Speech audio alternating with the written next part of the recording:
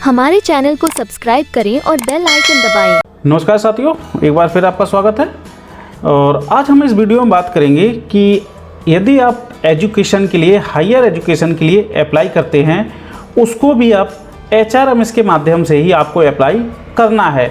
वह एप्लीकेशन भी अब ऑफलाइन नहीं ली जाएगी। पहले अभी तक आप लोग जो ऑफलाइन देते थे या आपकी परमिशन पहले से जो ऑफलाइन ली जा चुकी हैं, उन पर कोई असर नहीं पड़ेगा। और जो आप अभी तक जो ऑफलाइन जिस तरीके से एप्लीकेशन लिख के देते थे वह अब बंद है। अब आपको आज के बाद से जो भी परमिशंस लेनी है आपके एजुकेशन की या डॉक्यूमेंट वेरिफिकेशन या किसी भी एग्ज़ाम में बैठने की परमिशन आपको ऑनलाइन ही लेना पड़ेगी। जानते हैं किस तरीके से इसका फॉर्म भरेंगे और सबमिट करेंगे, जानते हैं पूरी जानकारी। तो सबसे पहले आप लोग अपने HRMS में लॉगिन ID, कैप्चा, OTP वगैरह यह सब डाल के इसमें इंटर हो जाएंगे। तो यहाँ पर जो साइड में दिखाई दे रहा है डैशबोर्ड के नीचे माई इनबॉक्स, इस समय हम लोग माई इनबॉक्स पर हैं। इसके बाद नीचे जो आ रहा है एम्प्लॉय सेल्फ सर्विस ESS, आप इस पर क्लिक करेंगे। जैसे ही आप इस पर क्लिक करेंगे तो आपको यहाँ पर बहुत सारे जो छोटे छोटे बॉक्सेस दिखाई देने लगेंगे और ये नई जो वेबसाइट है उसमें ये अब जोड़ दिए गए हैं। पहले ये दूसरे डिज़ाइन में थी। तो इस पर देखिए एक नया ये ब्लिंक हो रहा है। यहाँ पर देखेंगे, जाएंगे ये, यानी कि ऊपर से 1 2 3 लाइन के साथ। तो मेरे में ये 3 पे दिख रहा है, आपके में कहीं और भी दिख सकता है। तो यहाँ पर देखिए लिखा है NOC और ये न्यू वाला जो ऑप्शन है ये देखो ये ब्लिंक कर रहा है क्योंकि इसको अभी न्यू ही जोड़ा गया है। तो apply NOC for applying job, यदि आप जॉब के लिए जो है NOC लेना चाहते हैं तो ऊपर वाले पर क्लिक करेंगे। NOC for correspondence part time course, यदि आप किसी कोर्स के लिए यदि आप NOC लेना चाहते हैं तो आप इस पर क्लिक करेंगे। दोनों में अंतर है। कोर्स में आप पढ़ाई के लिए परमिशन मांग रहे हैं कि हमें जो है कोई पढ़ाई करना है एग्ज़ाम के लिए, हायर एजुकेशन आप लेना चाहते हैं उसके लिए है। और जॉब के लिए जो विज्ञप्ति निकली है उसमें आप फॉर्म भरना चाह रहे हैं उसके लिए, दोनों का मतलब अलग अलग है। तो हम दोनों को देखते हैं। NOC फॉर अप्लाइंग जॉब इसके लिए हम देखते हैं, इसके बाद हम NOC for part time course के लिए इसको भी देखेंगे। तो इस पर ये दिख रहा है NOC फॉर अप्लाइंग जॉब, इस पर क्लिक करेंगे तो एक आपके पास फॉर्म खुलकर पूरा आ जाएगा। वह इस तरह से रहेगा। ये आपके पास एक फॉर्म खुलकर आ गया है। मैंने जो इसमें इंफॉर्मेशन है उसको ब्लर कर दिया है क्योंकि सिक्योरिटी रीज़न के वजह से, और आपके में ऐसा नहीं होगा। आपको पूरी जो है आपकी खुद की इंफॉर्मेशन है ये, यदि आप भर रहे हैं तो वह आपको जो है इसमें जो दिखाई देगी। अब आप अपनी जो भी इंफॉर्मेशन है, नेम से लेके ये जितना भी मोबाइल नंबर वगैरह जो भी रहेगा वह आप मैच कर ले। यदि गलत है तो उसको सुधारने की दूसरी जो है प्रक्रिया है वह दूसरा करेंगे। इसके बाद आप देखेंगे यहाँ एप्लीकेशन टाइप, बहुत ही सिंपल है। आपको एप्लीकेशन टाइप जो है यहाँ पर चुनना है। Application for permission to appear examination, किसी एग्जामिनेशन में एग्ज़ाम में बैठने के लिए, फॉर्म भरने के लिए आपको इस ऑप्शन को चूज करना है। यदि आपने पहले से ही किसी एग्ज़ाम की परमिशन ले ली है और उसमें आपका इंटरव्यू या डॉक्यूमेंट वेरिफिकेशन होना है तो उसके लिए आप इस ऑप्शन को चुनेंगे। दोनों ऑप्शन मैं बताता हूं अभी आपको।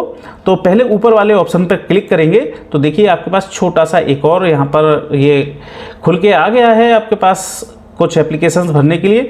इन केस यू आप NOC, यदि आपने आउटसाइड यानी कि इस वर्ष आपने 1 या 2 या 3 कितनी भी NOC के लिए अप्लाई किया है वह आप इस पर करेंगे। यदि आपने एक भी नहीं किया है तो आप 0 पर क्लिक करेंगे। जैसे कि मैं 0 पर क्लिक करता हूं तो करंट एप्लीकेशन बिल भी यह आपकी इस वर्ष की पहली एप्लीकेशन रहेगी। यदि आपने एक एप्लीकेशन पहले से डाली हुई है तो ये आपकी इस साल की दूसरी परमिशन रहेगी। और इसके बाद तीसरी या दूसरे पे क्लिक करेंगे तो यह तीसरी रहेगी। अब इसके अनुसार तो एक साल में आप 5वीं एप्लीकेशन रहेगी, 5 एप्लीकेशन डाल सकते हैं, लेकिन ऐसा नहीं है। कई जगह पर सिर्फ और सिर्फ एक वर्ष में 3 बार ही जो है NOC दी जाती है। ऑफलाइन में तो अभी तक ऐसा ही होता था, लेकिन इसमें अभी मैं ये आगे पता करके बताऊंगा। इसके बाद देखिए छोटा सा फॉर्म आपके पास एक फिर से आ गया, application for permission to appear examination. आपने पहला वाला ऑप्शन ऊपर चुना था, इसलिए आपका ये वाला जो है एप्लीकेशन भरने के लिए आ गया है। अगर आप दूसरा चुनेंगे तो वो दूसरा आएगा, एप्लीकेशन फॉर पोस्ट इन। आपको इसमें सिलेक्ट करिए तो किस पोस्ट के लिए आप भरना चाहते हैं, तो UPSC, railway, government department, public sector undertaking या गवर्नमेंट कंट्रोल्ड। इस तरीके से आप जिसमें भी सिलेक्ट करेंगे तो उसमें आपके नेम ऑफ ऑर्गेनाइजेशन आ जाएगा। यहाँ पर देखिए जैसे यूपीएससी करते हैं तो आप इसमें अपना टाइप करेंगे, रेलवे करेंगे तो रेलवे आ जाएगा, government of department, government department other than railway, तो ऑर्गेनाइजेशन का इसमें नाम आएगा, जैसे बिजली विभाग हो गया या जो भी आपको करना है वो इसमें आप उसका ऑर्गेनाइजेशन का नाम लिख देंगे। नोटिफिकेशन नंबर, जो नोटिफिकेशन निकाला गया है उसका नंबर यहाँ पर लिखेंगे। डेट ऑफ नोटिफिकेशन आप इस पर चूज करेंगे, जो भी जिस डेट में नोटिफिकेशन निकाला गया है। Last date to submit application, last date क्या है इसकी सबमिट, जो एप्लीकेशन सबमिट करने की उस पर लिखेंगे। और ग्रुप आप जो है group D, group C, group B, group A, आप किस ग्रुप के लिए अप्लाई कर रहे हैं वह इस पर जो है यहाँ सिलेक्ट करेंगे। अब इसके बाद आपको पोस्ट का नाम डालना है। आप पोस्ट, जिस पोस्ट के लिए अप्लाई करना है वो पोस्ट का नाम यहाँ डालेंगे।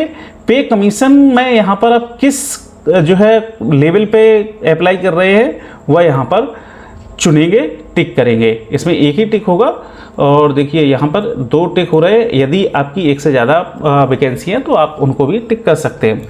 इसके बाद आपको कॉपी ऑफ नोटिफिकेशन, आपको पीडीएफ में आपको यहाँ पर जाके चूज फाइल को करके जो नोटिफिकेशन है उसको, उसकी फाइल को यहाँ पे पूरा अपलोड करना है और यहाँ पर आपको व्यू फाइल दिखकर आ जाएगा। आप उस पर एक बार खोल के उसे चेक जरूर करेंगे।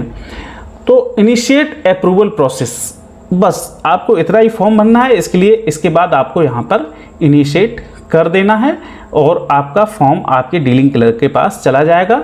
फिर उस पर जो भी कार्रवाई होगी वह आगे रहेगी। अब मैंने यहाँ बात करी थी कि पहले ऑप्शन की, अब यदि आप यहाँ पर दूसरा ऑप्शन चुनते हैं तो दूसरे ऑप्शन में कुछ ऑप्शंस नीचे वाले हैं वह बदल जाएंगे। देखिए, तो आपने यहाँ पर जो है दूसरा ऑप्शन चुना है, यहाँ पर फिर उससे वही है। आप अगर इससे पहले कोई एप्लीकेशन नहीं डाली है तो 0 लिखेंगे। यदि आप एक आध बार जो है 2 बार यहाँ पर कोई एप्लीकेशन सबमिट कर चुके हैं तो आप यहाँ पर जितनी बार है वह यहाँ पर लिखेंगे और करंट उससे आगे वाली संख्या होगी। अब यहाँ पर देखेंगे application for permission of document verification, have you obtained to NOC for applying. आपने पहले अप्लाई किया हुआ है एनओसी के लिए तो यहाँ पर यस करेंगे, यदि नहीं किया है तो नो करेंगे। ठीक है, अगर आपने किया है इसे तो यहाँ पर सिलेक्ट करेंगे। एनओसी ऑफलाइन ली है तो यहाँ पर क्लिक करेंगे। अपलोड एनओसी कॉपी, यहाँ पर आपकी जो एनओसी दी गई होगी ऑफलाइन उसको यहाँ पर अपलोड करना है पीडीएफ फॉर्मेट में। डेट ऑफ रिटन एग्जामिनेशन बाज हेल्ड, आपका रिटन एग्जामिनेशन कब है। डेट ऑफ डॉक्यूमेंट वेरिफिकेशन, यानी कि कब हुआ था, यहाँ पर सॉरी, यहाँ पर आपका एग्ज़ाम कब हुआ था। इसके बाद आपकी date of document verification interview कब है वह डेट चूज़ करेंगे। रिमार्क में यदि आपको कुछ लिखना है अपने बारे में या इस एग्ज़ाम के बारे में या परमिशन एनओसी के बारे में तो वह इसमें लिख सकते हैं। Copy of result written examination, आप जब रिटन एग्जामिनेशन में पास होंगे तभी आपका डॉक्यूमेंट वेरिफिकेशन आएगा। तो जो रिजल्ट निकला हुआ है आप उसमें पास हैं उसकी एक कॉपी पीडीएफ फॉर्मेट में यहाँ पे अपलोड करेंगे। एनी अदर रिलेटेड डॉक्यूमेंट, यदि कोई और भी अलग अदर रिलेटिव जो आपको पता ऐसा लगना चाहिए या आपको ऐसा लग रहा है कि जो रेलवे को पता होना चाहिए जिससे हमारी परमिशन इससे मिल जाएगी तो वही भी आप डॉक्यूमेंट यहाँ पर पीडीएफ फॉर्मेट में आप यहाँ पर डाल सकते हैं। तो इस तरीके से इसके बाद भी आप इनिशिएट अप्रूवल प्रोसेस पर जाएंगे तो आपके इसमें दोनों ऑप्शन हो गए हैं। इन किसी भी ऑप्शन पे जाके आप अपनी जो है एजुकेशन के लिए इसमें जो है आप अप्लाई कर सकते हैं आप अपने एग्ज़ाम के लिए। अब चलते हैं यहाँ पर दूसरे ऑप्शन के लिए, फिर से वही है एम्प्लॉय सेल्फ सर्विस पे जाएंगे यहाँ पर और एनओसी वाला ऑप्शन ये जो दिख रहा है इस पे जाएंगे। एनओसी फॉर करस्पॉन्डिंग अथवा पार्ट टाइम कोर्स, अब यह एक पार्ट टाइम कोर्स अथवा करस्पॉन्डेंस के लिए है।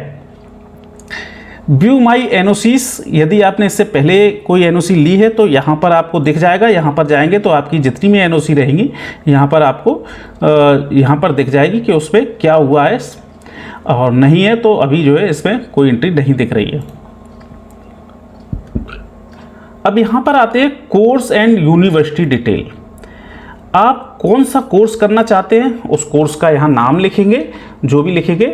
मोड ऑफ स्टडी, यहाँ पर 2 स्टडी जो है दिखाई गई हैं, नंबर 1 ऑनलाइन, नंबर 2 और डिस्टेंस लर्निंग करस्पॉन्डेंस। ऑनलाइन भी आप जो है पढ़ाई कर सकते हैं, या डिस्टेंस जो है एजुकेशन होती है पार्ट टाइम जहाँ स्कूल होते हैं उसमें भी पढ़ाई कर सकते हैं। तो दोनों का अलग अलग मतलब होता है, यह जो है आप समझ सकते हैं। यूनिवर्सिटी, जितनी भी यूनिवर्सिटी डिस्टेंस एजुकेशन कराती हैं वह सारी यूनिवर्सिटियों के नाम यहाँ पर आ रहे हैं। आपको सिर्फ उस यूनिवर्सिटी को यहाँ सर्च करना है जिसमें आप एडमिशन लेना चाहते हैं, जिससे कोर्स करना चाहते हैं। तो ऑल इंडिया की जितनी भी जो है यूनिवर्सिटीज़ हैं सबके नाम यहाँ पर आ रहे हैं। आप कोई भी जो है करके यहाँ पर सिलेक्ट करेंगे उसका नाम यहाँ पर आ जाएगा। Name of university, select others, यदि आप अदर्स सेलेक्ट करते हैं तो स्टेट इन विच यूनिवर्सिटी, अगर इसमें नहीं है नाम तब की स्थिति में अदर यहाँ पर सिलेक्ट करेंगे, और आपको यहाँ पर जो है किस प्रदेश में है आप उसको यहाँ पर सिलेक्ट करेंगे। सिटी, किस सिटी में है वो यहाँ पर लिखेंगे। क्वालिफिकेशन लेवल, आपका जो है कौन सी क्वालिफिकेशन आप करे हुए हैं वो वह लिखेंगे। और इसके बाद कोर्स, आप कौन सा कोर्स करने वाले हैं वह लिखेंगे। क्वालिफिकेशन नेम लिखेंगे। इसके बाद सब्जेक्ट, किस सब्जेक्ट से करना चाह रहे हैं वह आप इसमें लिखेंगे। पीरियड ऑफ कोर्स, आपका यह कोर्स है कब से कब तक चलना है। पीरियड ऑफ कोर्स 2 फ्रॉम, और 2 कब से कब तक चलना है। नोटिफिकेशन कॉपी, या जो है बैचलर, आपके जो इसकी जो एडमिशन की नोटिफिकेशन है उसको आपको अपलोड करना है। रिमार्क, आप कोई भी रिमार्क दे सकते हैं इससे रिलेटिव जो आपको लिखना हो, जो कि अधिकारी को समझ में आए।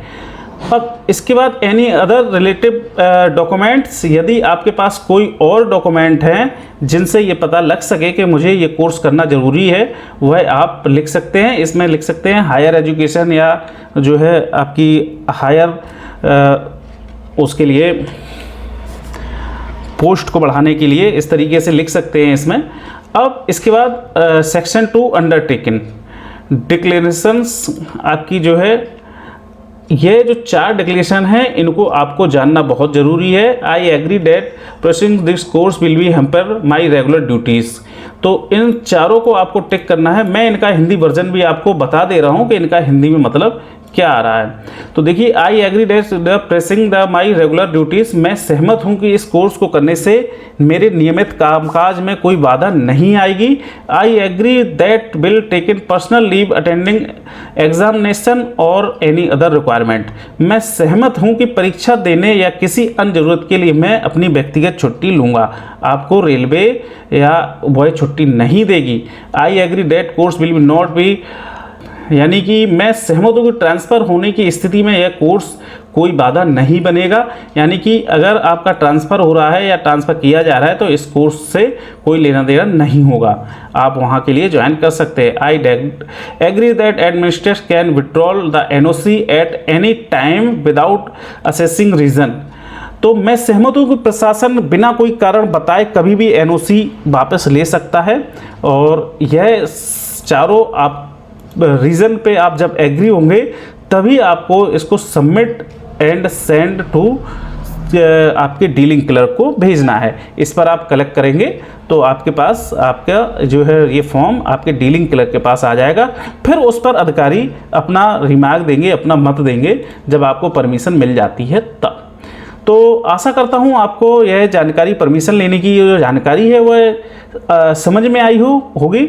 और यदि आपका कोई डाउट है इसमें, कुछ जो है चीज़ या कोई ऑप्शन समझ में नहीं आ रहा है, तो कमेंट बॉक्स में जाएं, आप मुझे कमेंट करें। मैं आपको कोशिश तो करता ही हूँ सारे कमेंटों को जवाब देने की, और इस बार भी मैं कोशिश करूँगा आपके कमेंट के जवाब देने की। या फिर आप हमसे ईमेल द्वारा भी जुड़ सकते हैं। मेरे यूट्यूब चैनल पर मेरी वेबसाइट पर जो है ईमेल आईडी दी गई है, आप वहाँ से भी मुझे संपर्क कर सकते हैं। मिलते हैं इसी किसी वीडियो में, जब तक के लिए जय हिंद, वंदे मातरम।